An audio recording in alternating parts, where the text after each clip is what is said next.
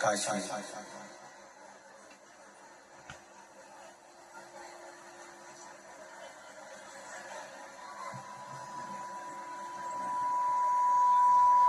विश्वनाथ ओगड़दानी त्रिकालदर्शी कैलाशी अविनाशी भगवान शिव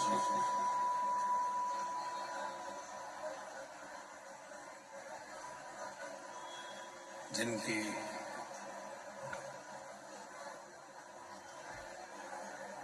पुनीत पावन पवित्र शिव महापुराण की कथा बाबा देवाधिदेव महादेव की कृपा से,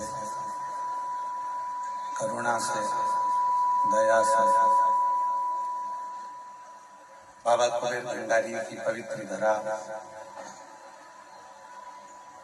कुबेरेश्वर धाम पर कंकर शंकर की भूमि पर श्रवण करने का सौभाग्य प्राप्त हुआ है। दामोदर मास में कार्तिक महीने में स्वर्गीय श्री मायाराम साहू जी, स्वर्गीय श्रीमती सोनवती साहू जी, स्वर्गीय श्रीमती बुधिया साहू जी, स्वर्गीय श्री मोहनलाल साहू जी की स्मृति में श्री दामोदर प्रसाद साहू जी, साहू परिवार, समस्त ग्रामवासी धनोरा के सौजन्य से ये शिव महापुराण की कथा हो रही है। धनोरा ग्रामवासियों को, छत्तीसगढ़ के सभी रहवासियों को ये पवित्र कथा के यजमान बनने की बहुत बहुत बधाई हो। एक बार जोरदार तालियां करें। दामोदर मास में दामोदर प्रसाद जी कथा करा रहे हैं। ये शिव की कृपा है, उनकी उदारता है। और तेरी कृपा बिना एक भी ले श्वास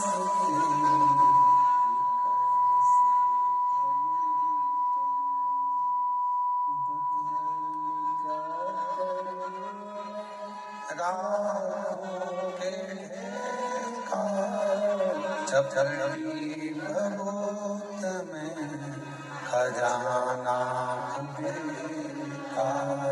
हे अंधा मुक्ति द्वार ओंकार बोले ओंकार आयो शरण किया शंभु तार।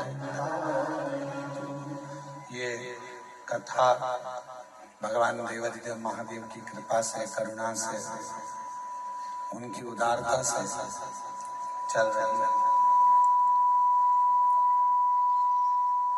कार्तिक का महीना दीपदान का महीना। कार्तिक का महीना भगवान शिव की अविरल भक्ति को प्राप्त करने का महीना। केवल कार्तिक का महीना ही ऐसा होता है जिसमें भगवान श्री हरि और हर का मिलन होता है, जिसको दुनिया देखती है और दुनिया आनंद लेती है।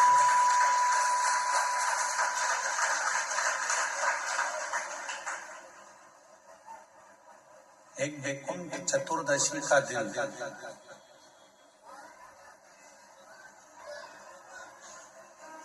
एक ऐसा दिन हमारे शास्त्रों में, हमारे वेदों में, हमारे पुराणों में जिसका वर्णन है। जिस दिन 4 महीने का पूरा भार जो भगवान शिव के ऊपर दिया गया था और 4 माह तक भगवान शंकर पूरी सृष्टि का जो संचालन कर रहे थे। वैकुंठ चतुर्दशी के दिन भगवान शिव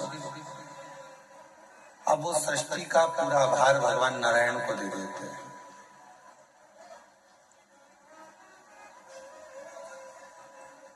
और भगवान नारायण उस सृष्टि के भार को अपने पास लेकर शिव से कहते हैं कि ये मैं भार उठा तो लूंगा, पर मेरे को आपका साथ चाहिए। जब आपका साथ मिल जाएगा, जब आप मुझे प्राप्त हो जाएंगे, आपका साथ मिल जाएगा, तो इस भार को उठाने में मुझे कष्ट नहीं होगा।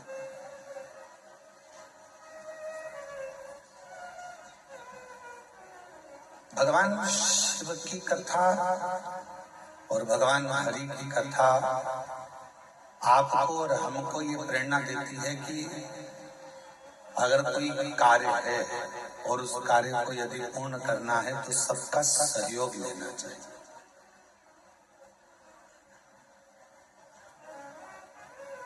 जैसे दामोदर प्रसाद जी यहाँ कथा कराने के लिए धनौरा से छत्तीसगढ़ से यहाँ आए हो, हमें मालूम पड़ा कि पूरे गांव के लोग भी साथ लेने के लिए यहाँ पहुंचे हैं और कथा का रसतत्व ग्रहण कर रहे हैं, कथा को श्रवण कर रहे हैं।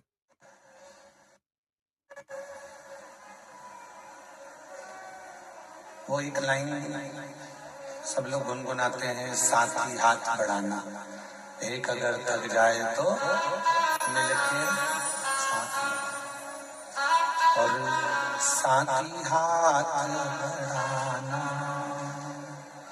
एक अगर मिलकर साथ निभाना, साथी हाथ बढ़ाना।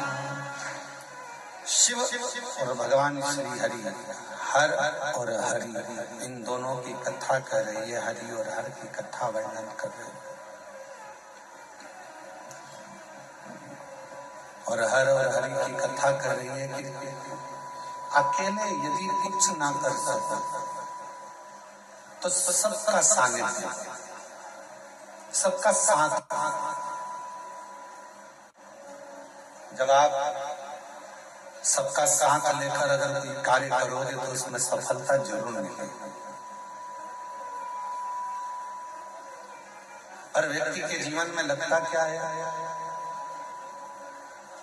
ये दुकान मैं चला रहा हूं, ये कथा मैं करा रहा हूं, ये घर मैंने बनाया है, ये आश्रम को मैं चला रहा हूं, गाड़ी में लाया, काम में कर रहा। मान लो यदि मैं एक दिन भी आश्रम में नहीं आऊं या एक दिन भी दुकान पर ना जाऊं या एक दिन भी मैं काम ना करूं तो कोई काम होगा ही नहीं। ये आपकी गलत नहीं है।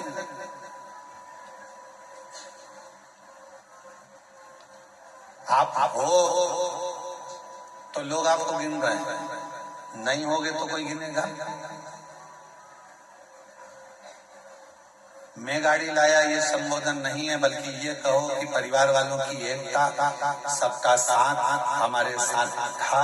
तो बाबा देव अधिदेव महादेव ने ये 5 दिन की शिव महापुराण की कथा सुनने का मौका दिया।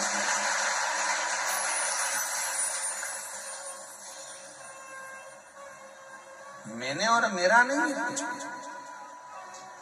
मेरा आपकी कृपा से सब काम हो रहा है, भोले आपकी कृपा से सब काम हो रहा है। ये मेरा है या मैंने करा है या मैं कर रहा हूं, ये प्रसंग नहीं है। घर बनाया तो घर में जितने सदस्य है, पत्नी है तो उसके भाग्य का भी धन आया, बेटा है तो उसके भाग्य का भी धन आया, बेटी है तो उसके भाग्य का भी धन आया, घर में सास ससुर रह रहे हैं तो उनके भी भाग्य का धन आया, भाई रह रहा है तो उनके भी भाग्य का धन आया, सबके भाग्य का धन आया, तब जाकर ये कार्य पूर्ण हुआ।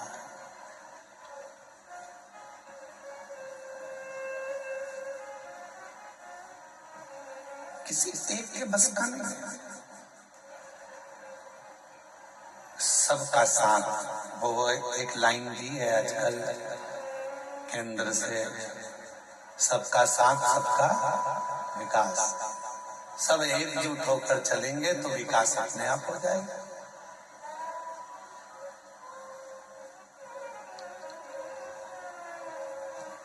अब आपकी एकजुटता तो बनती नहीं।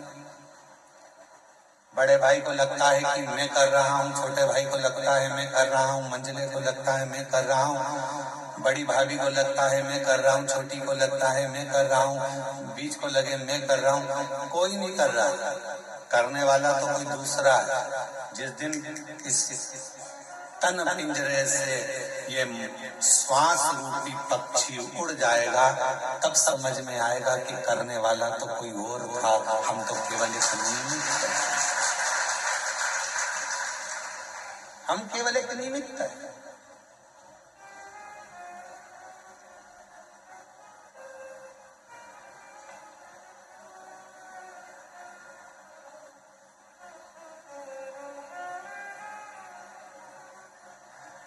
श्वास चल रही है, वो चला रहा है।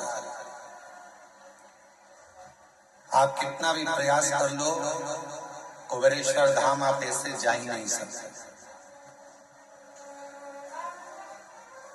एड़ी से चोटी तक का दम लगा लेना तो भी कुबेरेश्वर धाम नहीं पहुंच सकते। सारे ज्योतिर्लिंग चले जाओगे, सारे तीर्थ चले जाओगे, बार बार वृंदावन घूम आओगे, बार बार काशी घूम आओगे, बार बार आप उज्जैनी घूम आओगे, बार बार आप सब दूर घूम कर आ जाओगे, चाहे हजारों बार नर्मदा नहालोगे, गंगा नहालोगे, पर कुबेरेश्वर धाम नहीं पहुंच पाओगे। कब तक? जब तक मेरा कुबेर भंडारी तुमको इशारा ना कर दे, तब तक तुम कुबेरेश्वर धाम पहुंच ही नहीं।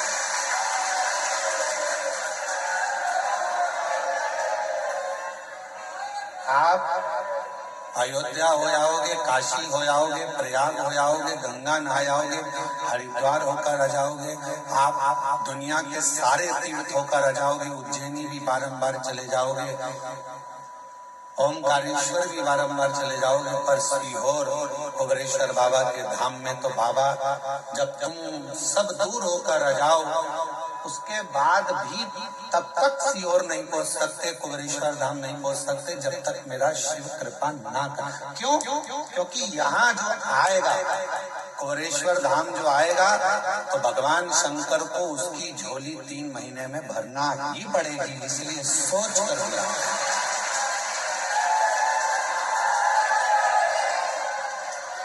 इसलिए वो पहले समझता है, बुलाने से पहले विचार करेगा, इसको देना होगा तो बुलाएगा, नहीं तो बुलाएगा नहीं, बाहर की बाहर निकाल देगा, चलो जाओ यहाँ से, आते आते रोक देगा, आने नहीं देगा। जिसकी झोली खुशियों से भरना है, उसी को बाबा इस धाम में पांव रखने देता है, वरना वो बुलाएगा ही नहीं। कई लोग आप में से ऐसे भी होंगे जो उज्जैन पहले 50 बार आ गए होंगे, आप में से कई लोग ऐसे होंगे जो भोपाल भी हजारों बार आ गए होंगे, आप में से कई लोग ऐसे होंगे जो वृंदावन भी 2500 बार होकर आए होंगे, आप में से कई लोग ऐसे होंगे जो अयोध्या काशी भी हजारों बार आकर जाकर आए होंगे। पर 50 बार तुमने विचार करा, बच्चों से भी कहा, पति से भी कहा, पत्नी से भी कहा कि कुबेरेश्वर धाम जाना है, टिकट करवा लो, बस चलेंगे, कराएंगे, हो जाए चलेंगे, ऐसा वैसा, आते जाते मन बना पर टिकट नहीं हो पाया, मन बना पर पहुंच नहीं पाए। और कब तक नहीं पहुंचोगे? तब तक मेरा कुबेरेश्वर बाबा तुम्हारी झोली खुशियों से नहीं भर देगा, तब तक आप यहाँ पहुंचे। तो प्रयास करता है कि आएगा तो मुझे देना, ये आएगा तो मुझे देना पड़ेगा।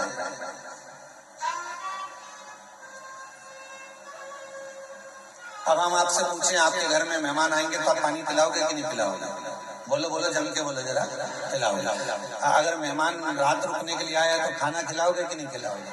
खिलाओगे ना। तो भगवान भी सोचते हैं कि अब ये कुबेरेश्वर धाम आया है, रुकेगा, इतनी दूर आया है, तो जब किसी के यहाँ मेहमान आता है तो पानी भी पीता है, भोजन भी करता है, और उसके लिए व्यवस्था करना पड़ती है। तो शिव भी सोचते हैं अब आ गया है मेरे पास में, कंकर शंकर की पूजन कर दी है, तो अब तो मुझको इसको देना ही पड़ेगा। देगा, वो रोक नहीं सकता, वो देगा, फिर विचार कर।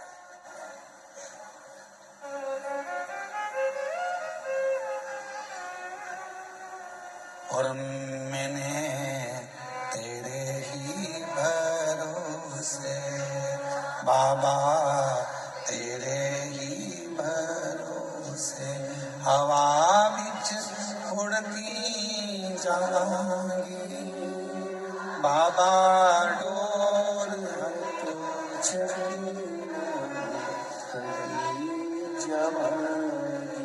भोले मैं तेरी शंभू, मैं तेरी बदन हवा बिच उड़ती जाऊंगी बाबा,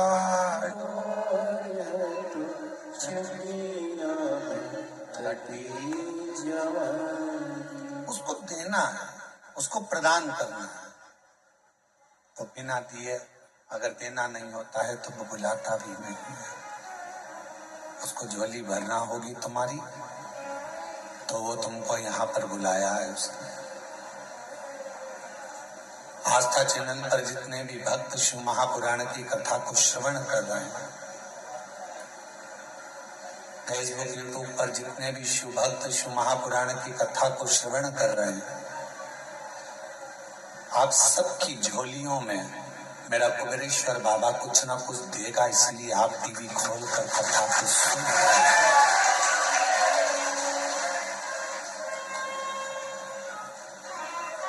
ये दामोदर मास, कार्तिक का महीना शिव की आराधना का बिंदु है। भगवान शंकर की आराधना का केंद्र बिंदु है।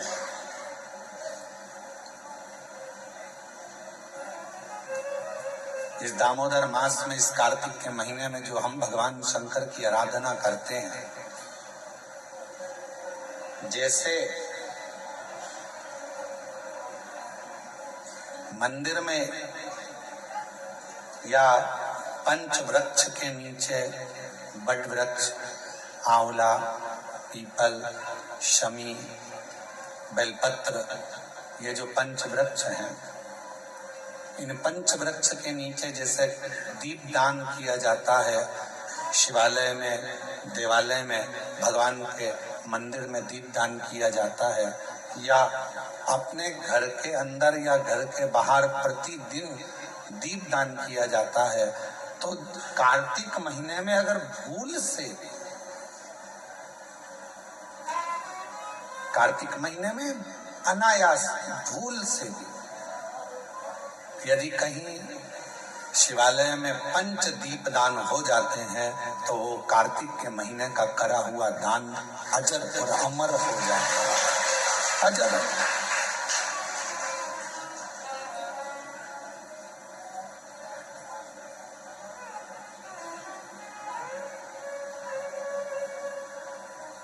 एक चोर को कुबेर बना देते हैं मेरे शंकर भगवान केवल उनके मंदिर में प्रकाश करने पर। दीपावली पर जिन कुबेर जी की तुम पूजन करते हो, वो पहले चोर था। असली कुबेर तो कुर्सी पर बैठे थे तो उनको उतार दिया। वो चोर ने शिव जी के मंदिर में अपना कपड़ा निकालकर आग लगाकर चोरी का सामान देख रहा था, और इतने में भगवान शंकर प्रसन्न हो गए और उन्होंने कह दिया कि तूने मेरे मंदिर में आज शिवरात्रि के दिन प्रकाश करा है, जा मैं तुझे कुबेर के सिंहासन पर ले जाकर बिठा देता हूं। मैं तुझे कुबेर का सिंहासन दे देता हूं।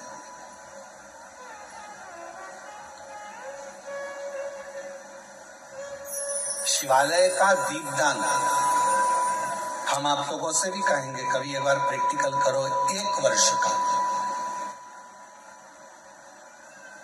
कोई भिक्षा मांगने वाला भी है ना, बहुत दरिद्रता उसकी जिंदगी में है, बहुत गरीबड़ा है, उसके पास खाने तक के लाले पड़ रहे हैं, तो हम उनसे एक निवेदन करेंगे कि प्रयास करो 1 वर्ष ये 7 जगह हैं जहां पर तभी एक जगह का नियम बना लो, या तो बेलपत्री के पेड़ के नीचे, या शमी के वृक्ष के नीचे, या पीपल के वृक्ष के नीचे, या आंवले के वृक्ष के नीचे, या बट वृक्ष के नीचे, या शंकर भगवान के शिवालय में, या अपने घर के दरवाजे के बाहर। ये 7 स्थान हैं, इसमें से कोई एक स्थान आप चुन लो। एक दिन भी नागा नहीं होना चाहिए, एक दिन भी कैंसिल नहीं होना चाहिए, एक दिन भी उसमें कहीं अड़चन नहीं आना चाहिए। एक वर्ष ये 7 स्थान में से कोई एक स्थान पर 1 वर्ष तक रोज शाम के समय प्रदोष काल में दिया लगाना चालू करो। भले वो दिया 2 मिनट जले, पर प्रदोष काल में अगर तुमने एक जगह का भी नियम ले लिया 1 साल का, फिर हमको बताना कि मेरे कुबेरेश्वर बाबा ने तुम्हारे घर में संपदा की कमी तो नहीं रखी। वो भंडार भरने में कमी नहीं रखता, भंडार भरता। एक स्थान चुन लो, या तो पीपल का वृक्ष चुन लो, या आंवले का वृक्ष चुन लो, या फिर शमी का वृक्ष चुन लो, या फिर आप बेलपत्री का या बट वृक्ष। वहां नहीं जा सकते तो शिवालय चुन लो, शंकर का मंदिर। वहां भी नहीं जा सकते तो अपने घर के दरवाजे के बाहर।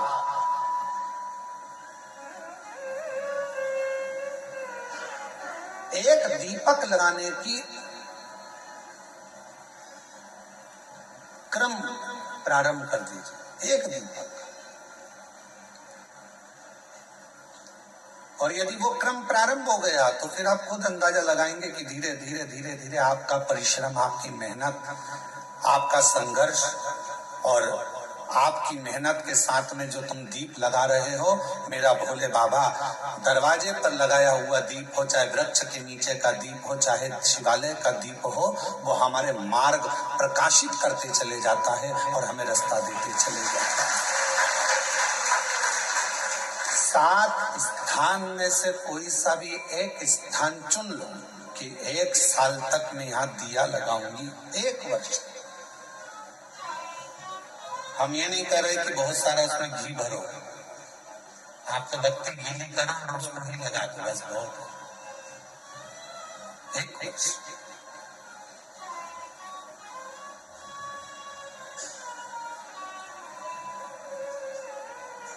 एक माघ महीने में एक कथा मिलती है,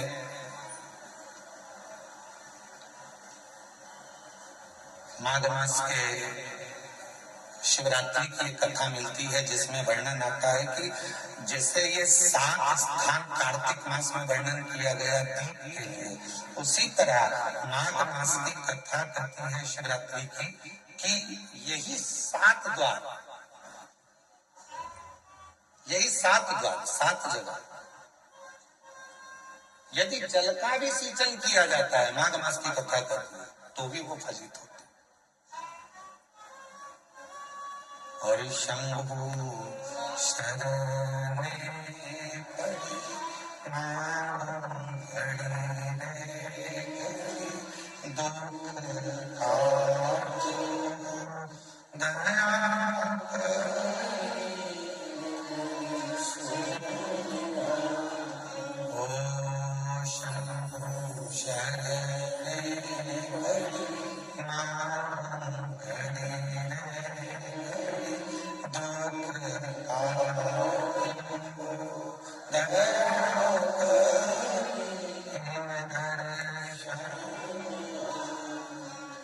आपके दुख परमात्मा के चौखट पर दीप जलाने से, या अपने घर के बाहर दीप जलाने से, या पंच वृक्ष के नीचे दीप जलाने से दुख धीरे धीरे समाप्त हो ही जाता है।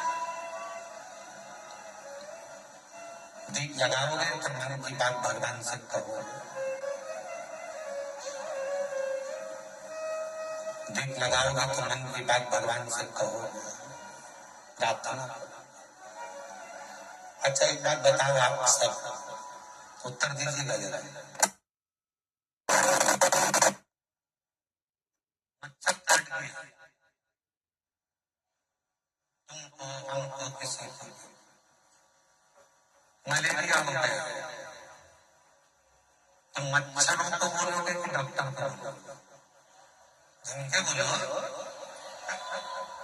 मच्छर से तो शिकायत नहीं करोगे ना कि ये तो क्यों काट गया रे, मुझे मलेरिया हो गया। मच्छर काट गया, मलेरिया हो गया, शरीर में बुखार आ गया, रोग आ गया, तकलीफ आ गई, कष्ट आ गया, सिर बंधा हुआ है, कपड़े से बांध कर पलंग पर पड़े हो, आग में लगा गया, सब इससे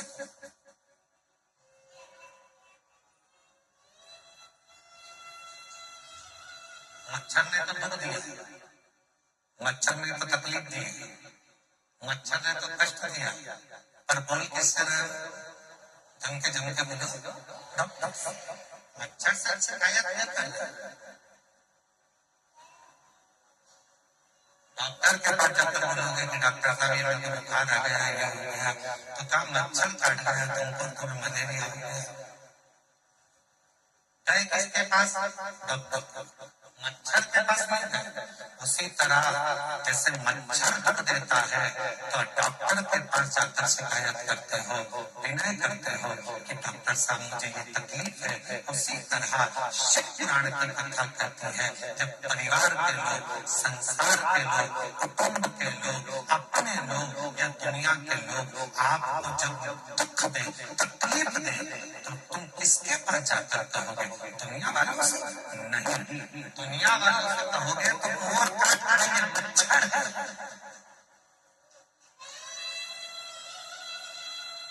मच्छर से जाकर मच्छर की शिकायत करो, डॉक्टर के पास जाकर कहोगे तो वो दवाई देगा, तुम्हें अच्छा कर देगा। उसी तरह जब दुनिया कष्ट दे, दुनिया तकलीफ दे, अपने ही अपनों को दुख दे दे, तब शिव के दरवाजे पर जाकर सबको पुराना सारे कष्ट एक तंत्र है, अच्छा है।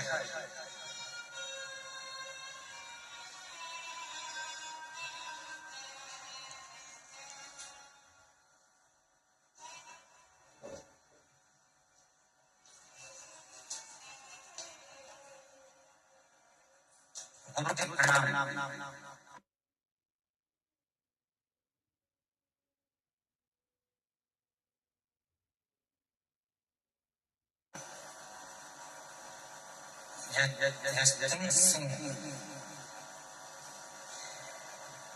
धनपुर राजस्थान से आया हूँ जी।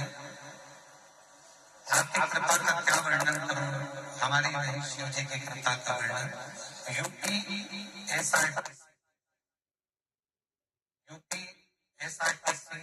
झांसी डिपो में चालक के पद पर मैं सरकारी बस चलाता हूँ, रोडवेज की, यूपी एसआरटीसी। कहीं बैठे हो तो एक बेलपत्र लेने के लिए पीछे से आया। झांसी डिपो में मैं चालक हूँ, झांसी में बस चलाता हूँ, यूपीएसआरटीसी गाड़ी झांसी से मेरठ चलाता हूँ। गुरुजी, झांसी से मेरठ तक की मैं गाड़ी चलाता हूँ। आपकी कथा बस में, जब मैं बस चलाता हूँ उस समय पर मैं आपकी कथा चालू कर देता हूँ और बस में वो कथा चलती है। कभी एक मुसलमान भाई आरिफ जिनका नाम है, वो आगरा से हापुड़ जा रहा था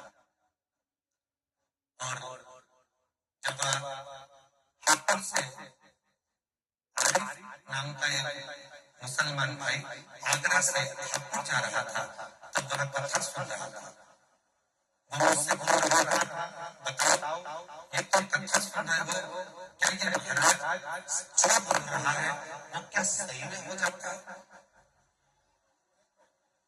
मैंने कहा यदि भरोसा कर देखो, एक बार यदि तुमने भरोसा कर लिया तो लेकिन जो महाराज बोल रहा है वो होगा। गुरुजी, मेरा तो पूरा भरोसा था, पर वो आरिफ आपकी बात पर भरोसा नहीं कर रहा था। उसका फिर मैं एक बार इस महाराज का प्रवचन सुनूंगा और उसने पूरा प्रवचन निकाला। आखिरी में मैंने उससे पूछा कि तुझे प्रॉब्लम क्या है? उसने कहा मेरी बेटी को कैंसर है। डॉक्टरों ने जवाब दे दिया वो अब बच नहीं सकती है, अगर महाराज बना रहे थे शिव जी के चरणों को जल पीने से, रुद्राक्ष का पानी पीने से, शंकर की आराधना करने से हो सकता है, तो क्या मुझे तुम्हारे पास कोई रुद्राक्ष मिलेगा? गुरुजी, मेरे गले में आपके यहाँ का रुद्राक्ष पड़ा था, मैंने उस आदमी को दे दिया। उसने घर जाकर उस रुद्राक्ष को पानी में मिलाकर शिव जी को पिलाना प्रारंभ किया। गुरुदेव, आज मैं बाबा को धन्यवाद देने के लिए आया हूँ, और वो आरिफ भाई भी आए हैं, जिनकी बेटे की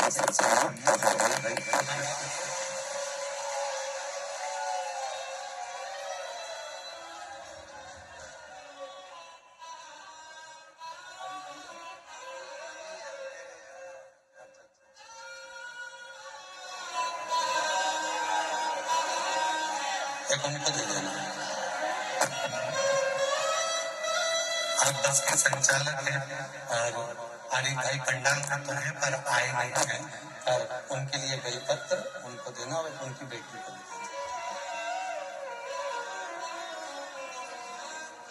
शिव कृपा किसको कर, शंभु किसको कर?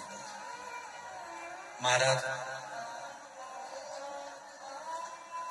सारी समस्या का हल एक, जब विश्वास के साथ, भरोसे के साथ शिव को जल चढ़ाया जाता है, तो शिव उस जल, हम और वो भाई आपको धन्यवाद देने के लिए आए हैं कि बेटी पूरी तरह से स्वस्थ हो गई है। उसका कैंसर, शिव तत्व इसी पर, और तेरी कृपा का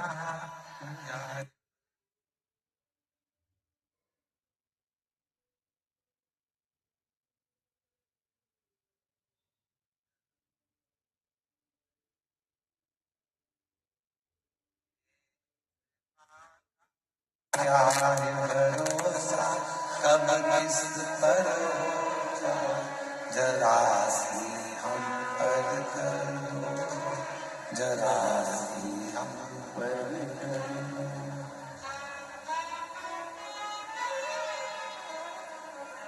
बक्से नहीं चल रहा है क्या? एलईडियां नहीं चल रही है, बक्से नहीं चल रहा है, बाहर के बक्से चालू कर। जिस पर हो गई तेरी कृपा करुणा वो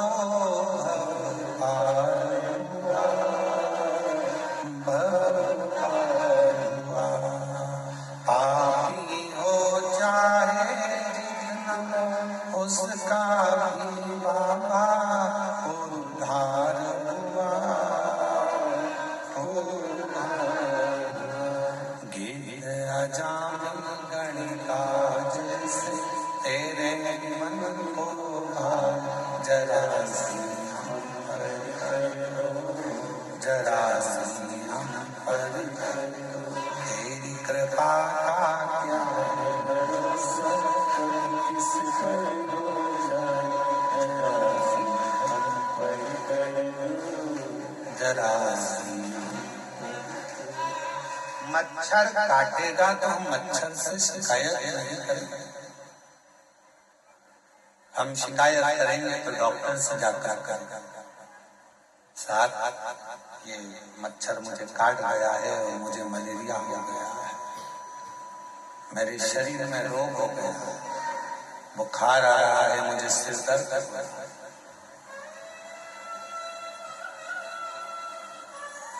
उसी तरह जब दुनिया के मच्छर हमें काटते हैं, संसार के लोग जब कष्ट देते हैं अपने पर्याय सब, जब दुनिया ताना देती है, अब शब्द कहती है, तब दुनिया वालों से जाकर मत कहो, पड़ोसी से, अड़ोसी से, रिश्तेदार से मत कहो। कहना है तो एक बार कुबेरेश्वर बाबा के दरवाजे पर जाकर कहो।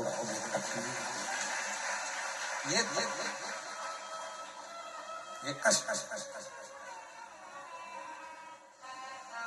निभाएगा,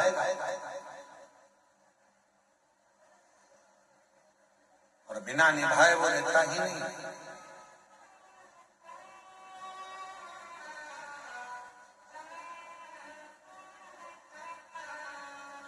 रील में और रियल में बहुत बड़ा अंतर है। रील बनाना सरल है पर रियल लाइफ को जीना कठिन है।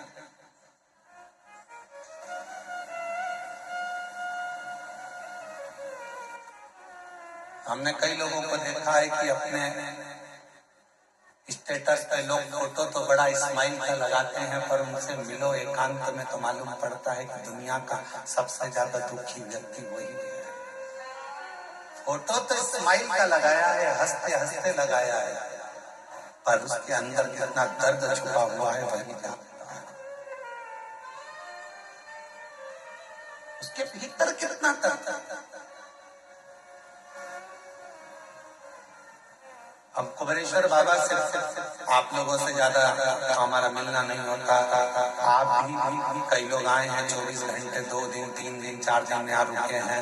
आपने देखा होगा हम बाहर नहीं मिलते, अपने अनुष्ठान में अपने जप में लगे रहते हैं, भजन करना। और बाबा से एक ही प्रार्थना करते रहते हैं, तेरी चौखट के अंदर जो प्रवेश कर जाए, इस कुबेरेश्वर बाबा की धरा पर जब कोई आ जाए तो इतनी कृपा जरूर करना कि वो 3 महीने में झोली भर कर वापस आ जाए। खाली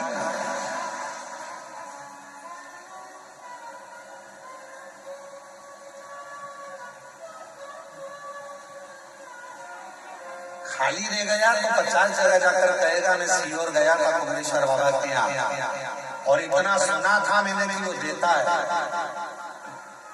फिर मैं कैसे खाली रह।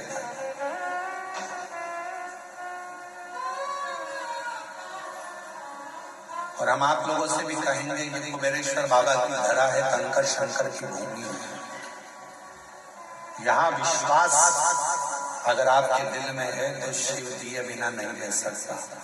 एकांत में बैठकर 108 बार श्री शिवाय नमस्तुभ्यं बोलो, 5 कंकर बीन कर उसका पूजन करो, उसको शिव मानकर उसकी आराधना कर कर उससे प्रार्थना करो। बाबा बहुत आस लेकर आया हूँ, मेरे बाबा, मेरे भोलेनाथ, मेरे शंकर सब दूर से हार चुका हूं, तब आखिरी में तेरे दरवाजे आया।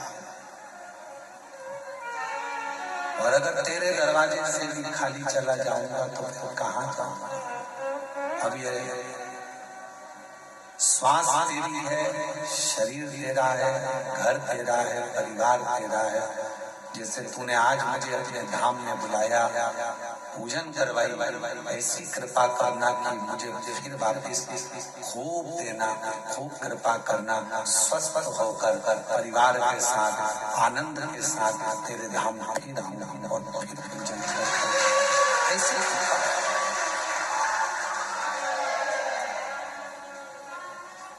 सब प्रार्थना करो, अपना व्यर्थ समय बर्बाद मत करो। बड़ी मुश्किल से बुलाया है उसने तुमको, अपना समय बर्बाद मत करो। यहाँ घूम लिया, वहाँ घूम लिया, वहाँ घूम लिया। इतना आज सवेरे माता जी मिली थी वहाँ की राजस्थान की, वो कह रही थी कि गुरुजी हम जब रेलवे स्टेशन पर उतरे तो ऑटो वाला बोला हम तुमको यहाँ घुमाएंगे, वहाँ घुमाएंगे, उसके इतने रुपए लग जाएंगे, हम तुम्हें वहाँ लेकर चलेंगे, हम तुम्हें वो मंदिर, हम तुम्हें वहाँ लेकर जाएंगे, हम तुम्हें वहाँ लेकर जाएंगे। मैंने ऑटो वाले से कहा भैया देख, मैं 2021 में आई तब भी बहुत सारी जगह घुमाया, 2022 में भी आई बहुत सारी जगह घुमाया, 2023 में भी आई ऑटो वाला, तुम लोगों ने बहुत सारी जगह घुमाया, पर 2024 में फिर मैंने सुना कि कुबेरेश्वर धाम जाना है, अपने बाप के घर से फिर अपने घर जाना है, उससे मांगूंगी, अब किसी से नहीं। तो 2024 में मैं केवल बाबा के धाम आकर उससे प्रार्थना कर जो गई, तो आज 2025 में मेरी गाड़ी में खुद बैठ कर स्वयं बैठ कर मिलेंगे बहुत, यहाँ चल वहाँ चल, हम तुझे यहाँ ले चलते हैं, वहाँ ले चलते हैं। बाप एक ही होता, बाप एक ही होता। क्यों यहाँ जाना है, वहाँ उससे मिलने आए हो, उससे बात करने आए, थोड़ा बैठो इसके। हम भी निकल सकते हैं अपने कमरे से बाहर, हम भी हमारे बीच में घूम सकते हैं, पर क्यों आप उससे मिलने के लिए आए, उसके दरवाजे आए। सियोर वाला महाराज तो आपको चवन्नी भी नहीं दे सकता, देगा तो वो करोड़ रोटी बनाकर तुमको फिर बुलाएगा। आप हमसे मिलने नहीं, आप उससे मिलने के लिए आए, आप हमारे लिए नहीं। कथा सुनना है, कथा भी क्या है, शिव के मिलन का बिंदु।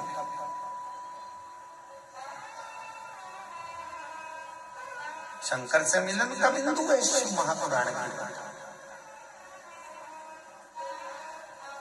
रुक्मणी जी को भगवान कृष्ण कैसे मिले थे? ना तो रुक्मणी जी ने कभी कृष्ण को देखा था, ना भगवान कृष्ण ने रुक्मणी जी को देखा था। फिर मिलन हुआ कैसे?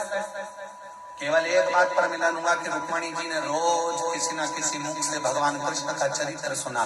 कृष्ण ऐसे हैं, कृष्ण वैसे हैं, कृष्ण की लीला ऐसी है, कृष्ण की लीला वैसी है। रुक्मणी जी ने सोच लिया अब तो कृष्ण को अपना बनाऊंगी और मैं कृष्ण की हो जाऊंगी। आखिरी में भगवान कृष्ण को रुक्मणी को अपना बनाना पड़ा, रुक्मणी के कृष्ण हो गए। जरा विचार कथा शिव के करीब लेकर जाता है। कई लोग कहते हैं गुरु जी भगवान के 24 अवतार, हम कहते हैं सतयुग, त्रेता और द्वापर, 3 युग मिलाकर भगवान के 24 अवतार हुए हैं। कितने? जम के बोलो जरा। 24। भागवत में इसका वर्णन है। कोई अवतार सतयुग में हुआ, कोई अवतार त्रेता में हुआ, कोई अवतार द्वापर में हुआ। पर भगवान देवाधिदेव महादेव सबसे ज्यादा प्रिय अगर कोई युग है तो ये कलयुग है। क्यों? शिव जी कहते हैं कि 3 युग मिलाकर 24 अवतार हुए हैं, पर मात्र कलयुग में भगवान कहते हैं कि 55 अवतार हुए हैं। केवल कलयुग अकेले। कहा गुरु जी 55 अवतार कैसे?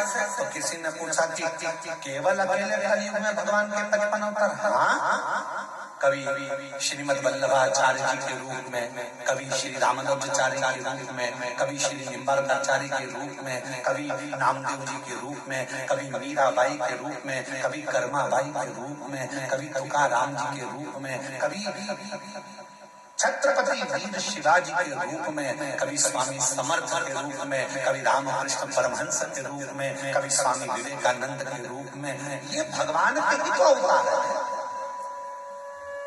3 युग मिलाकर 24 अवतार हुए हैं, पर कलयुग अकेले में भगवान ने अपने 55 अवतार ले लिए।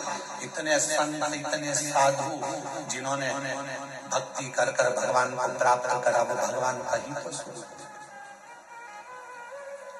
जितने भक्त सतयुग में नहीं हुए, जितने भक्त द्वापर में नहीं हुए, त्रेता में नहीं हुए, उससे ज्यादा भगवान के भक्त कलयुग में पैदा हुए, जिन्होंने भक्ति कर कर सारे जनमानस को पार किया।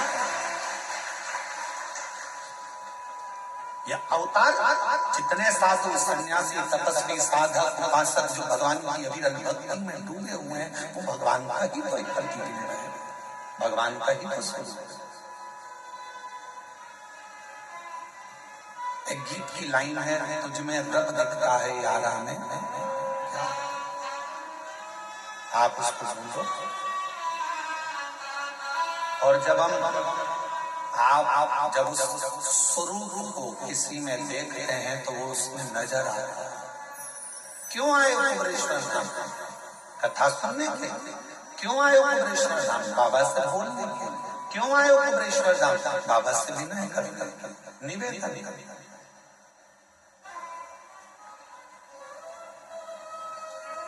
क्यों करते हैं?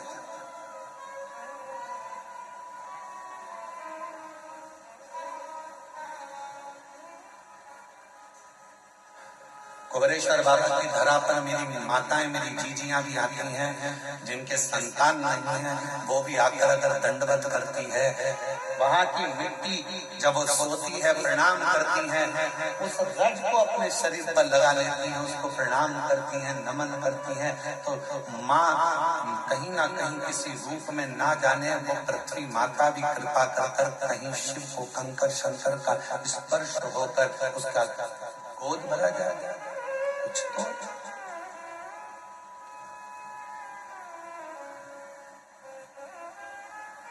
रील बनाना सरल है पर रियल लाइफ को जीना कठिन है। स्माइल देकर रील तो बना लोगे, थोड़ा नाटक भी कर लोगे, हंस भी लोगे, बोल भी लोगे, आनंद ले लोगे। रक्षाबंधन आएगा तो बहन भाई राखी बना के रील बनाएंगे, फिर दिवाली आएगा तो दिया लगा के रील बनाएंगे, दशहरा आएगा तो रावण के साथ रील बनाएंगे, फिर कोई त्योहार आएगा तो उसके साथ रील बनाएंगे। रील बनाना सरल है पर जितना प्रेम राखी पर तुम रील में दिखाते हो, क्या उतना प्रेम ओरिजिनल में रखते हो?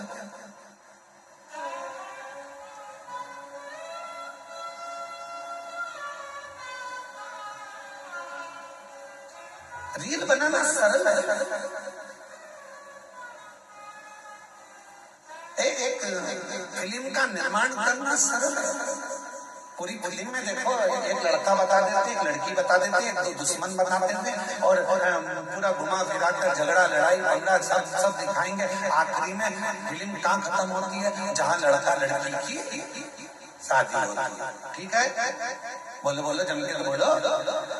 फिल्म का वहां पर एंड हो गया, पर हकीकत में फिल्म का तो वहां एंड हो गया, पर अब बताना था फिल्म वालों को कि शादी के बाद क्या क्या क्या। अब सास को निभा, ससुर को निभा, रिश्ते निभा, जेठानी को निभा, ननंद को निभा। फिल्म ऐसी बनना चाहिए कि जिसमें रियल लाइफ हो और जिसमें ये दिखाया जाए कि ननंद बहन होती है, सास माँ होती है, ससुर पिता होता है, जेठ देवर ये हमारे अपने होते हैं, जिनको निभाया जाए, तोड़ा ना जाए। रील बनाना सरल है पर रियल लाइफ को जीना कठिन। पढ़ाई कर ली इंजीनियर बन गए, पढ़ाई कर ली ये बन गए, पढ़ाई कर ली वो बन गए। अरे हमने इतना पढ़ाई करा, हमने इतनी डिग्री धारण करी, पर उनसे पूछो अभी हमने पहले देखा है एक हीरो अपना सुसाइड कर लिया, एक हीरोइन अपने मर गई, सुसाइड कर लिया। क्यों भैया? तुम्हें तो करोड़ों का धन मिलता था। एक संत थे, उनने सुसाइड कर लिया था। तुम सब अखबारों में पढ़ते थे, टीवी में देखते थे, तो उनने सुसाइड कर लिया था। तो तुम तो इतने बड़े तुम इतने बड़े फिल्मी हीरो, तुम्हारे पास करोड़ों का धन, वैभव संपदा सब कुछ है, गाड़ी बंगला नौकर चाकर सब कुछ है, तुम्हारे पास भी धन भरा पड़ा है। ऐसा डिप्रेशन कहाँ से आ गया? इतनी चिंता कहाँ से आ गई? तुमने अपने शरीर को त्याग दिया, तुम मरी गई, प्राणी छोड़ दिया, सुसाइड कर लिया। आखिर क्यों? तो शास्त्र कह रहा है, शिव महापुराण की कथा कर रही है कि दुनिया में धन तो बढ़ गया, संपदा तो बढ़ गई, पैसा बढ़ गया, गाड़ी बढ़ गई, बंगले बढ़ गए, पर मन का सुकून नहीं बढ़ पाया, शांति नहीं बढ़ पाई। भीतर की शांति होना बहुत जरूरी है और वो नहीं बढ़ पाई। जितने कॉलेज हैं, जितने स्कूल हैं, सब में कमाने का तरीका सिखाया जा रहा है। जितने कॉलेज हैं, जितने स्कूल हैं, सब में कमाने का तरीका सिखाया जा रहा है। कमाई कैसे करना है, किस तरह से कमाना है, पैसा कैसे लाना है। हर कॉलेज में, हर स्कूल में कमाने का तरीका सिखाया जा रहा है, पर कोई कॉलेज, कोई स्कूल ऐसा नहीं है जिसमें प्रेम बढ़ाने का, उम्र बढ़ाने का, घर में व्यवहार बढ़ाने का तरीका सिखाया जाए। वो बढ़ गया, उसको बढ़ाया। और प्रेम जब अनंत हो गया, रोम रोम संत। प्रेम बढ़ाने का तरीका मेरे शिष्य सीखा था। किससे झगड़ा करा तुमने? अपने पति से। झगड़ा कर कहाँ गई? शंकर जी के मंदिर में। क्या करने? एक लोटा जल। अब जब तुम शिव जी के मंदिर में एक लोटा जल चढ़ाने जा रही हो झगड़ा कर, तो वहां तो देखो कि शंकर और पार्वती दोनों साथ दे रहे हैं। और तुम झगड़ा करके मायके चली गई। वापिस आओ मायके से, किसी के बुलाने का इंतजार मत करो, आओ अपने घर। देखो शंकर जी अपनी पत्नी के साथ रह रहे हैं, गणेश जी पुत्र के साथ में रह रहे हैं, कार्तिकेय के साथ रह रहे हैं, अपनी बेटियों के साथ रह रहे हैं, पति पत्नी।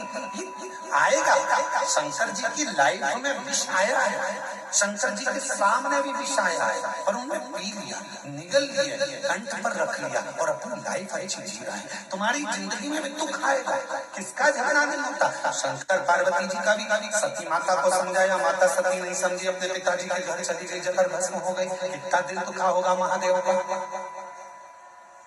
कितना मन दुखा होगा शिव जी का। लोग कहते हैं सबसे ज्यादा प्रेम इन देवता का था, इन देवी का था, इनका था, उनका था। लोग कहते हैं प्रेम की मूर्ति ये भगवान थे, पर सही प्रेम की मूर्ति तो मेरे शंकर भगवान और माता सती थी। शायद शिव जैसा प्रेम किसी ने नहीं करा, शायद माता सती जैसा प्रेम किसी ने नहीं करा। अपने पिता के घर में जब अपने ही पति का अपमान होता देख लिया तो सती माता ने प्राण त्याग दिया। कितना प्रेम करती होगी माँ सती अपने शिव से, और कितना प्रेम भगवान शंकर करते होंगे कि सती माता जलकर भस्म हो गई, कंधे पर रख लिया, तांडव रच दिया। मेरी पत्नी उसकी याद में गले में मुंडों की माला पहन ली, और बचा पूछा था मेरी पत्नी मर गई तो उसके तन की भस्म को, राख को अपने शरीर पर लपेट लिया कि मेरी पत्नी की राख है। इतना प्रेम शिव अपनी सती से करते थे, और इतना प्रेम सती अपने शिव से करते थे। ये प्रेम है, ये प्रेम। केवल मैसेज में लिख देने से आए,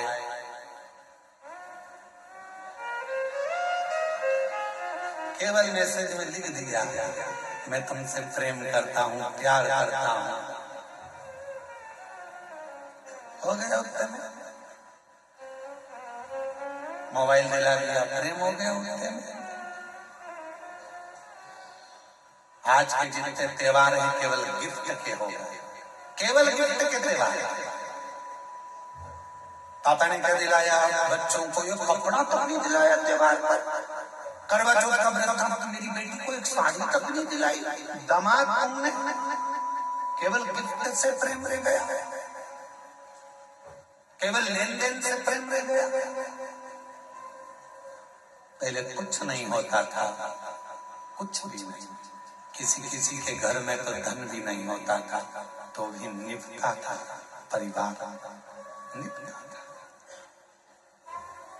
अभी एक बहन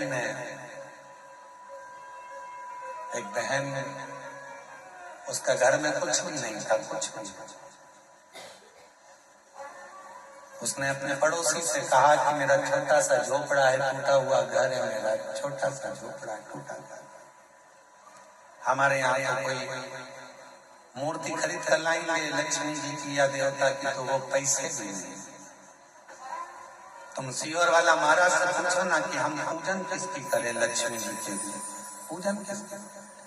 उसकी पड़ोसन से उसने कहा तो पड़ोसन ने फोन लगाया सीहोर भुवनेश्वर धाम।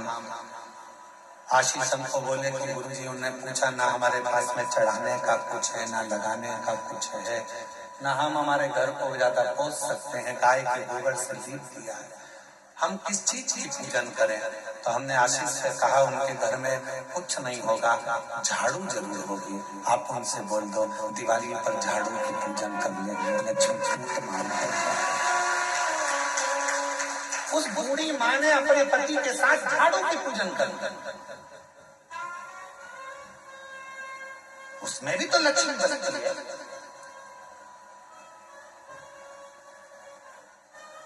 ढेर संपदा होगी तो भगवान लीजिएगा, ये शिव पुराण कभी नहीं कहते।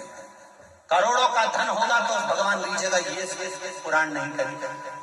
दूसरे रीत जाएंगे तुम्हारे करोड़ों के धन के जगह। कोई सेठ जी आए, आओ साहब हम तुम्हारी पूजन कराते हैं, आओ साहब हम तुम्हें दर्शन कराते हैं, आओ साहब। क्यों सेठ जी आएंगे तो 500 का लिफाफा दे देंगे। सेठ जी के पीछे दुनिया फिर सकती है, परमात्मा नहीं। भगवान को सेठ से मतलब नहीं है, वो तो खुद सावरिया से है। धन से दुनिया खुश हो सकती है, मेरा महादेव कभी धन से खुश नहीं हुआ। मेरा महादेव तो एक लोटा जल और हमारे मन से प्रसन्न होता है। आज पूरी दुनिया हम पर उंगली उठाती है, आज पूरी दुनिया हम पर ताने कसती है, आज पूरी दुनिया हमको गाली देती है। क्यों? क्योंकि सीवर वाले महाराज ने शंकर जी की पूजन को इतना सरल कर दिया कि दुनिया के लोग कहीं नहीं जाते, केवल एक लोटा जल लेकर शिव जी के पास पहुंच जाते हैं और दुनिया के लोगों का दुख मिट गया, तकलीफ मिट गई। इतने पत्र आते हैं रोज, यहाँ दर्शन करने वाले आते हैं, उनका काम हो जाता है तो यहीं पर पत्र लिखकर ऑफिस में जमा कर जाते हैं। जितने लोग आते हैं, कई लोग आप में से भी ऐसे आए हैं कि वो पत्र लिखकर ऑफिस में दे जाते हैं, भैया हमारा पत्र है, बाबा ने हमारी पूर्ण कर दी, हमारी झोली भर दी, महाराज पढ़े चाहे नहीं पढ़े, ये पत्र ऑफिस में जमा करो। जो कमरा बनेगा उसमें ये पत्र रखाएगा कि मेरे बाबा ने मेरे ऊपर ये कृपा करी है, भैया मैं आई थी, बाबा ने इतनी करुणा करी। पत्र लिखकर लोग ऑफिस में देकर जाते हैं। शिव पूजन को लोग डरते थे, उसको सरल शिव पुराण में सीवर वाले महाराज ने, लोगों ने विचार करा था इतना पूजन में इतना विधान लगता है, इतना धन लगता है, इतनी दौलत लगती है, इतनी संपदा लगती है, और शिव पुराण कहती है पूजन में केवल मन लगता है। आप जितने लोग शिव महापुराण की कथा सुनने के लिए आए हो, हृदय से कथा श्रवण करने के लिए आए, हृदय से, दिल से सुनो, मन से।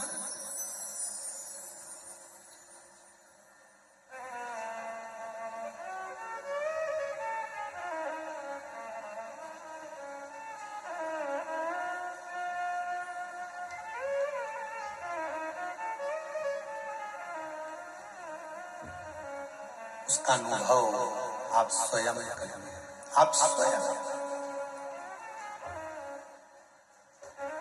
ये कुबेरेश्वर धाम की धरा एक ऐसी धरा है जहां सारी ऋतुएं, सारे व्रत, सारे तीर्थ, सारे पुराण, सारे शास्त्र का सुख यहाँ प्राप्त हो। आप महसूस करो, आप खुद महसूस करिएगा। और जो लोग 2-3 दिन से रुके हैं वो महसूस कर रहे होंगे, अभी भी हम ये कहेंगे आप तो भरचक गर्मी के दिनों में आओ तो भी तुम महसूस करो। तीनों ऋतुओं का दर्शन होगा आपको। सुबह 4 बजे से लेकर यहाँ 11 बजे तक आपको, सुबह 4 बजे से 11 बजे तक यहाँ शीत ठंडक का महसूस होगा।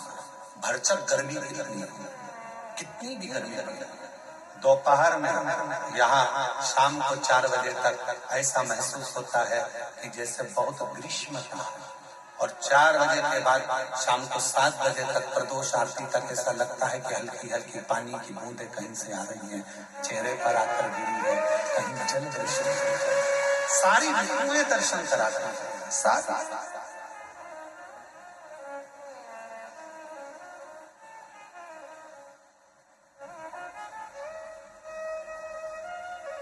अनुभव करा, अनुभव। महाराज रियल में नहीं, रियल लाइफ जो है आपकी अच्छी है। शिव जी को 1 लोटा जल चढ़ाना प्रारंभ, अपने बच्चों को भी कहो कि हमारी पूंजी है, 1 लोटा जल लेकर, ये हमारी पूंजी है, 1 लोटा। इसके बिना कहीं सुख नहीं। हम फ्लाइट से भी सफर करते हैं तो हमारे बैग के अंदर 1 लोटा रखा रहता है, छोटा सा पानी का लोटा हमारे बैग के अंदर रखा रहता है। चेक करने वाले जब सामान चेकिंग करते हैं एयरपोर्ट पर तो वो कहते हैं ये लोटा का ही ले जाते हो गुरुजी। हमने कहा आखिरी में यही काम आने वाला है, 1 ही लोटा है, वो लोटा ही आखिरी में काम आएगा। परिवार वाले भी सब जायदाद रख लेंगे, आखिरी में तुम्हें 1 लोटे में भर लेंगे, शमशान से घर भी नहीं लाएंगे, लोटे में भर के गंगा जी छोड़ी आएंगे। वो लोटा सब पड़ा, ये बेभाव धन दौलत संपदा सब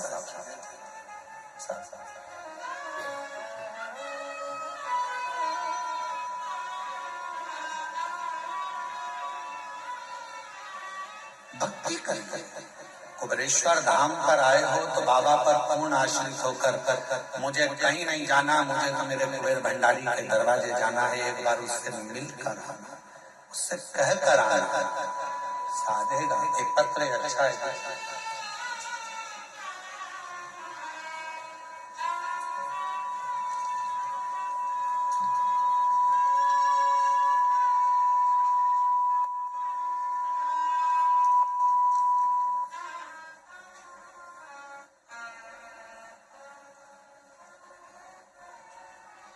मैं चित्तौड़गढ़ जिले के रावत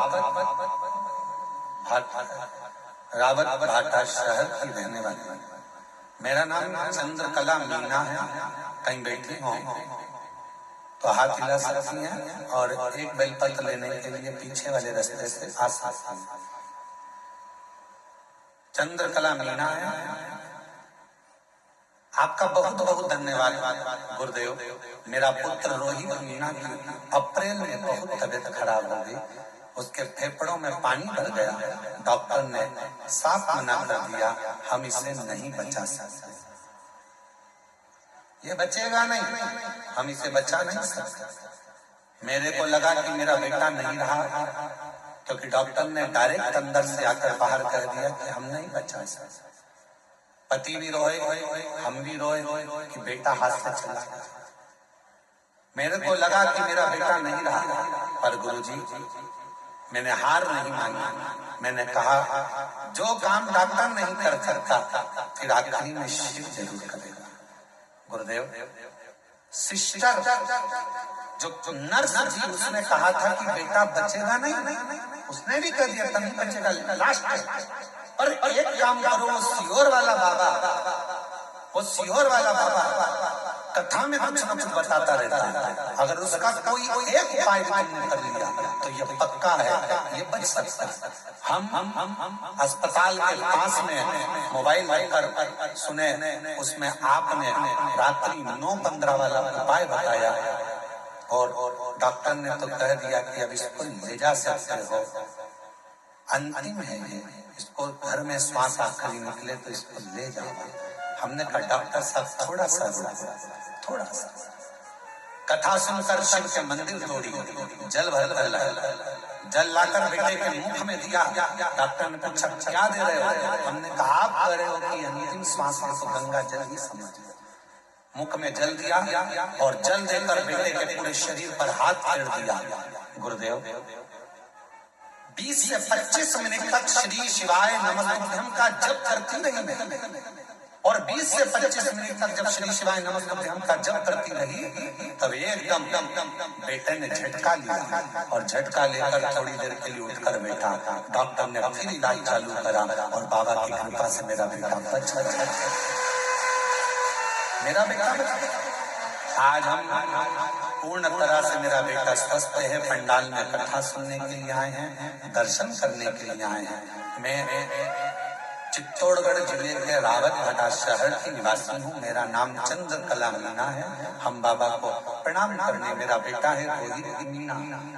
शिव तत्व किसको कहता है? शंकर किसको कहता है?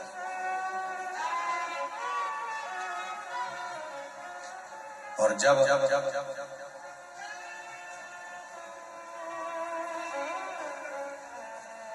भरोसा पूर्ण हो जाता है, विश्वास पूर्ण हो जाता है तो शिव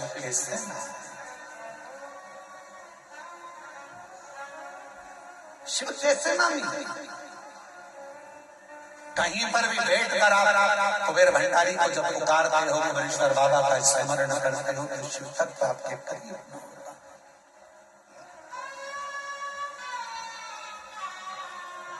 मैं और मेरा नहीं,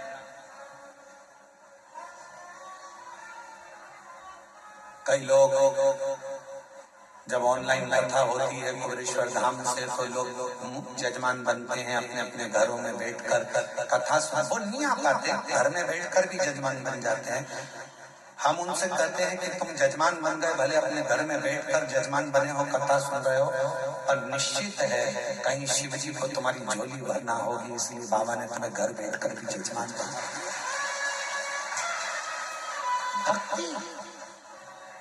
विश्वास, भरोसा, दृढ़ आयो बड़े बाबा के दरवाजे पर बैठो, भजन करो, शिव छोड़कर नहीं भगना। जरा सा लड़ाई झगड़ा हुआ, घर छोड़ दिया, जरा सी कोई बात आई तो बात करना छोड़ दिया, बाबा ने नहीं सुना तो मंदिर जाना छोड़ दिया। नहीं, फाइल थोड़ी मोटी है, पढ़ने में समय लगेगा। कोई पत्र इतना कठिन होता है कि हम ही नहीं पढ़ पाते, तो भगवान भी तो थोड़ा समय पर पढ़ेगा, धीरे धीरे धीरे धीरे। अब उसके पास तुमने अर्जी लगाई है, पत्र लिखा है, बोला है, वो भी तो धीरे धीरे समझेगा।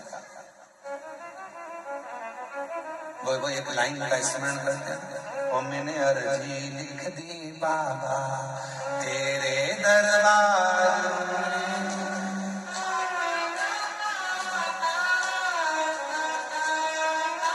हे बाबा मैंने तो अर्जी लिखी है तेरे द्वार पर आकर तुझसे विनय करा है, निवेदन करी, प्रार्थना करी, कोई आडंबर नहीं। शिव महापुराण की कथा कहती है शंकर को भजने वाले को कोई आडंबर की जरूरत नहीं है। तुम जैसे हो वैसे ही बने रहो। आज का जमाना बड़ा विचित्र है। आज के समय में दुश्मनों से डरने की जरूरत नहीं है। आज के जमाने में, आज के समय में बनावटी लोगों से डरने की जरूरत है। दुश्मन से मत डरो और बनावटियों से डरो। आज का जमाना दुश्मन से डरने का नहीं है। दुश्मन से तो तुम लड़ लोगे, और जो बनावटी जिंदगी जी रहा, अच्छे बनकर तुम्हारे पास में आ जाते हैं, भैया जी, भाभी जी, काकी जी, काका जी करके बड़े तुम्हारे प्रेमी बनते हैं, और बाद में तुम्हें चूना लगाकर चले जाते हैं। दुश्मन से मत डरो कलिकाल में, और बनावटी जिंदगी जीने वालों से डरो, जो बनावटी रूप रखकर तुम्हारे करीब में आते हैं और तुम्हें धोखा देकर चले जाते हैं। बनावटियों से डरो।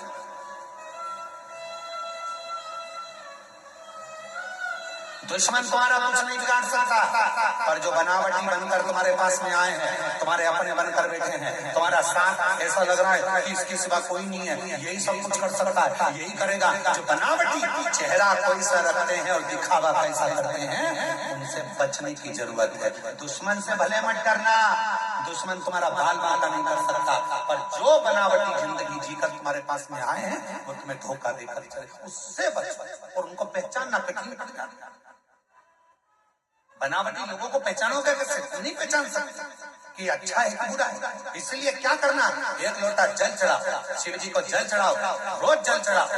शंकर सबसे पहला काम एक करते हैं। शिव क्या करते हैं तो के जो तुम्हारे पास बनावटी लोग रहते हैं, एक लोटा जल चढ़ाने वाले व्यक्ति के पास में जो उसका बनावटी लोग रहते हैं, उनको धीरे धीरे शंकर भगवान तुम्हारे दुश्मन को, तुम्हारे बनावटी को दूर करते चले जाएंगे, अच्छों को जोड़ेंगे। दुश्मन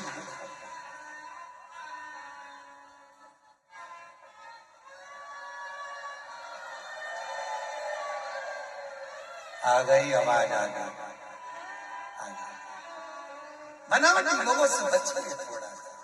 दुश्मन तुम्हारा बाल बांका नहीं कर सकता, पर बनावटी से बचना। कौन? किसी ने पूछा क्यों गुरुजी शंकर भगवान ने किसी को भी अपना अच्छा एक भी गण ऐसा नहीं बनाया जो ठीक ठिकाने का हो? शंकर जी के गणों को देखो, एक भी ठिकाने का है? अरे बोलो तो जम के। शिव जी ने भगवान नारायण के पास जाकर देखो तो जय विजय पार्षद हैं, ब्रह्मा जी के पास जाकर देखो तो उनके ये पार्षद हैं, अब इंद्र के पास जाकर देखो अप्सराएं और गंधर्व बैठे हुए हैं। शंकर जी के पास में एक भी ठिकाने का गण नहीं है, एक भी। भूत, प्रेत, डाकनी, पिशाचनी, किसी के 12 मुंह, किसी का मुंह, चेहरा ही नहीं है किसी का। कोई रेंग पे चल रहा, कोई नंदी, कोई भृंगी, कोई सुरंगी, कोई ऐसा जिसके 3 पांव, शरीर नहीं संभल रहा। भृंगी कैसा था? 3। क्योंकि माता पार्वती जी ने उसको श्राप दे दिया था, तेरे शरीर में जितना मांस है वो सब हट जाए, हड्डी हड्डी पड़ेगा। तो तुमने शिव जी के गणों में देखा होगा हड्डी हड्डी का ढांचा, उसके 3 पांव है। क्यों? शिव जी ने कहा 1 पांव एक्स्ट्रा मैं तुझे दे देता हूँ, गिर गया तो 3 पांव दे। और वो भृंगी 3 पांव पे खड़ा। तो किसी ने एक बार इंद्र ने देख लिया उस भृंगी को, और भृंगी को देखकर शंकर जी पे इंद्र हंसने लगे। इंद्र हंसते हंसते बोले, कहने लगे गजब का काम है, इतने बड़े देव महादेव, अगर किसी से युद्ध हो जाए तो लड़ाई करने के लिए इन 3 पांव वालों को भेजेंगे? एक मालूम पड़े हड्डी का ढांचा कहीं पे भी गिर जाए। फिर आया समय जब इंद्र का असुरों से युद्ध प्रारंभ हुआ। शिव जी उस युद्ध में नहीं पहुंचे। शंकर भगवान ने देखा सारे देवता हार गए। अब आखिरी में शंकर जी ने कहा कि भृंगी तू जा, और इंद्र के पास में जब असुरों के युद्ध के लिए भृंगी को भेजा तो इंद्र की पत्नी ने पूछा, शंकर जी नहीं आए युद्ध लड़ने? नहीं, ये भृंगी आया है। हाँ, इसके 3 पांव है, हाँ, हड्डी का ढांचा है, हाँ, कमजोर है, ये तो बहुत कोई भी मार के गिरा देगा, फूंक मार देगा तो गिर जाएगा। ऐसा भृंगी है। इंद्र ने सोचा शिव जी ने भेजा है, लड़ाना तो जरूरी है। असुर 1.25 लाख सेना असुर की थी सामने, और अकेला भृंगी जब हड्डी का ढांचा 3 पैर से खड़ा हुआ, एक पैर जो भृंगी ने सामने रखा, सारे असुरों को दबा दबा कर मार दिया। तब इंद्र को समझ में आया शंकर का कोई गण कमजोर नहीं। तब समझ में आया कि शिव का कोई गण कमजोर नहीं है। इसलिए निवेदन करते हैं, शंकर के भक्त को कभी कमजोर मत समझना। जब भृंगी का एक पांव 1.25 लाख असुरों को दबा सकता है, तो शिव का एक भक्त दुनिया में तार भी सकता है। सामर्थ्य का होना चाहिए। शंकर का कोई गण कमजोर नहीं। शंकर के गण को कभी कमजोर मत समझो। नंदी, भृंगी, शृंगी सब बड़े प्रमाण। शिव जी का एक गण भूत, अभी तुम लाखों की भीड़ में एक भूत को लाके खड़ा कर दे तो सब भग जाओ। अब जब तुम भग जाओ तो देवता बचेंगे? वो भी भग जाएंगे। अप्सराएं वो भी भग जाएंगे। गंधर्व वो भी भग जाएंगे। शिव शंकर के इंद्र ने ये विचार कर लिया था, ये हड्डी का ढांचा, 3 पांव, हड्डी का शरीर, क्या करेगा? ये इससे कोई लड़ाई होगी? इंद्र हंस कर गए थे कि शंकर जी के पास सारी सेना आड़ी टेढ़ी है, कोई काम की नहीं। क्या नंदी लड़ाई करेगा? क्या भृंगी लड़ाई करेगा? क्या शंगी लड़ाई करेगा? कोई गण में इतना बल नहीं है कि वो लड़ाई लड़ लेगा। तब शिव जी ने अपना बल दिखाया 2 बार, एक बार और दिखाया। तब जब ब्रह्मा जी झूठ बोले, जब ब्रह्मा ने झूठ बोल दिया, तब शंकर जी ने अपना एक गण और प्रकट कर लिया। वो था काल भैरव। देवता भी देखकर घबरा गए। दादा, शंकर जी के नख में इतनी दमदारी है कि ब्रह्मा जी का सिर काट सकते हैं। इनसे मत भिड़ना, इनसे। और मेरी जीजियों, मेरे जीजाओं, मेरी बेटियों, बेटाओं, मेरी माताओं, मेरे बुजुर्ग माता पिता के तुल्य आप सब विराजमान हैं। निवेदन करूंगा, एक लोटा जल जो चढ़ाता रहता है शिव को, वो शंकर का गण कहलाता है। फिर वो गण से दुनिया भी एक तरफ होती है।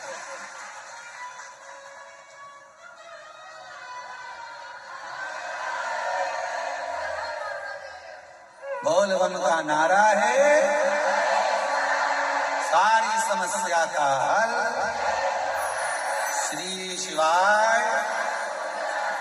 वो भृंगी में इतना बल है, भगवान शंकर के गणों में इतना बल है, तो शंकर का गण साधारण नहीं होता, वो दिखता साधारण है। शिव जी का जो गण होगा ना, वो दिखता साधारण है, एकदम सरल है। भृंगी एकदम 3 पांव, हड्डी का ढांचा,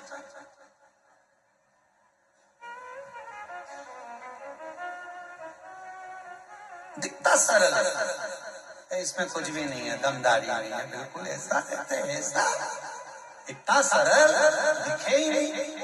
नंदी कितने सरल, कितने लोग जाते हैं मंदिर के अंदर दर्शन करने के लिए, पत्थर का नंदी बाहर रहता है। दर्शन करें नंदी के, बोलो तो जब पत्थर का नंदी बाहर रहता है, लोग दर्शन करते हैं, सोचते हैं,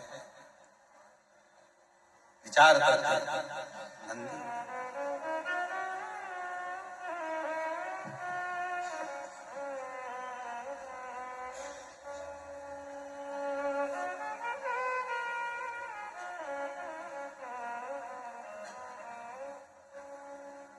कार्यकर्ता ध्यान दें, जो मंदिर प्रांगण में अंदर बैरिकेड के भी जो लोग बैठे हैं उनको बैठे रहने दें। प्रदोष काल की आरती जब आप करें तो बाबा का स्नान थोड़ा लेट कराते हैं। भक्त लोगों को कथा सुनने तो सीटी बजा बजा कर उठाओ मत, उन्हें बैठे रहने दो। तिवारी कार्यकर्ता चौकीदार किसी को भी उठाए नहीं, बैठे रहने दें। कथा के बाद जब आरती हो तब उठाना और तब बाबा का जैसा श्रृंगार हो जल्दी जल्दी में वैसा कर लेना और आरती करिएगा, मना नहीं। परंतु किसी को भी कष्ट ना दे, बैठे हैं तो बैठे रहने दें, सीटी ना बजाओ, बैठे रहे। आरती जब शिव पुराण की आरती हो जाए तब उनका स्नान करा के बाबा का चंदन लगा के प्रदोष की आरती करा देना, जैसा सुंदर श्रृंगार बोल बम का नारा है। अब ये वहां पर जगह संभाल के बैठ गई और तुम उनको सीटी बजा रहे, उठो उठो उठो, और वो ना जाने अंदर से कितनी बददुआ दे रही होगी। और कथा चल रही है, शंकर के गण को हल्का मत लेना। अब शिव के गण को जब हल्के में ले रहा, सीटी बजा के उठा रहा और तुम्हें उठा दी, इसलिए शांति से बैठे रहे, कथा सुनने दो। इनको मत छेड़ो, इनको बिल्कुल मत छेड़ना। पत्थर कौवे को मारो, कौवा भग जाएगा, बोलो भगेगा कि नहीं भगेगा? पत्थर कुत्ते को मारो, कुत्ता भग जाएगा। पत्थर तोते को मारो, तोता भग जाएगा। पत्थर तुम किसी को भी मारो भग जाएगा। पत्थर तुम्हें मारो तुम भग जाओगे। और वही पत्थर मधुमक्खी के छत्ते में मारो तो तुम्हारा पीछा तो ये छत्ते से कम नहीं हो। इसलिए शंकर के गण है, शिव के गण, और शिव के गण कोई साधारण नहीं होते, इसलिए उनको सुनने दो। बोल बम का नारा है। शिव चक्र शिव गण को सहज मत, भृंगी के 3 पांव, इंद्र उनको गिना, इंद्र समझ नहीं, इंद्र जान नहीं, इंद्र ने पहचाना नहीं कि शंकर भगवान के गण ऐसे, शिव के गण ऐसे पहचाना। और महाराज धीमा बजाओ भोलानाथ डमरू, धीमा बजाओ, धीमा बजाओ भोलानाथ, धीमा बजाओ भोलानाथ डमरू, धीमा बजाओ, धीमा बजाओ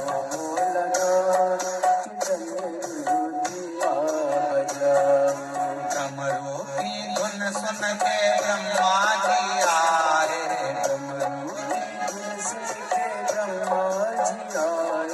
ब्रह्मा जी आए, माता ब्रह्मणी को लाए, ब्रह्मा जी आए सभी ब्रह्मणी को लाए। ओ धीमा बजाओ भोलानाथ, धीमा बजाओ, धीमा बजाओ भोलानाथ,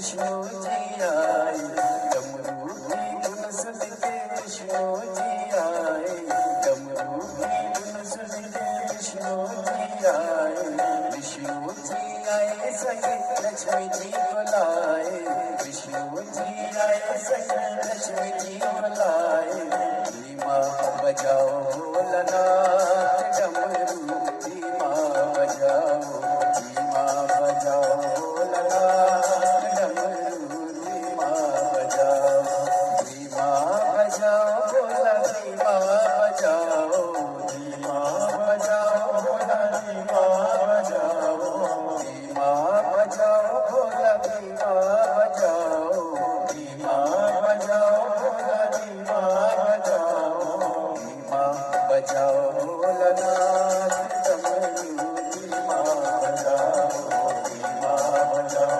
भोलानाथ डमरू, धीमा बजाओ।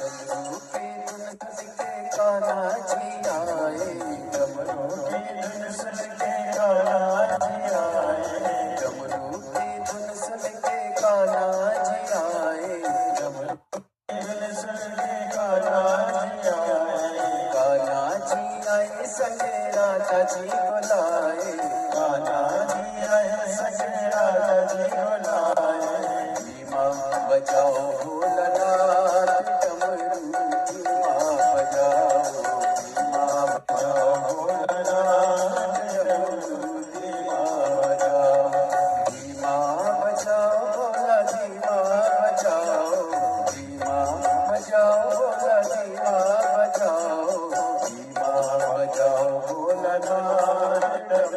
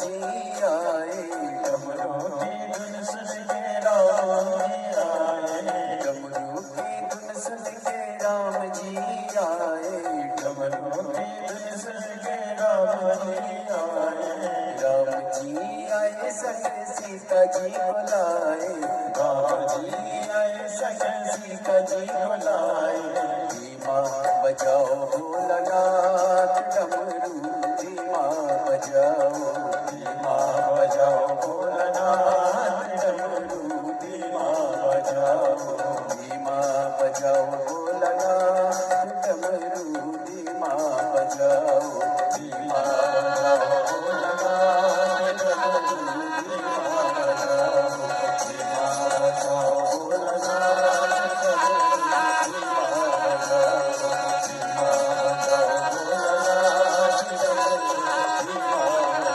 डमरू, धीमा बजाओ,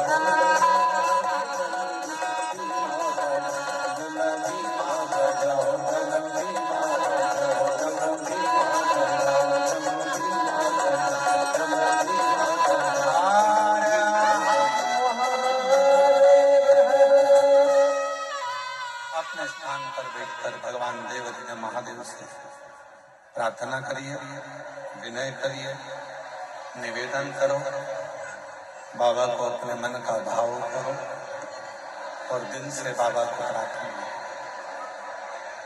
जहाँ जगह मिले वहाँ बैठकर बाबा को विनय करो।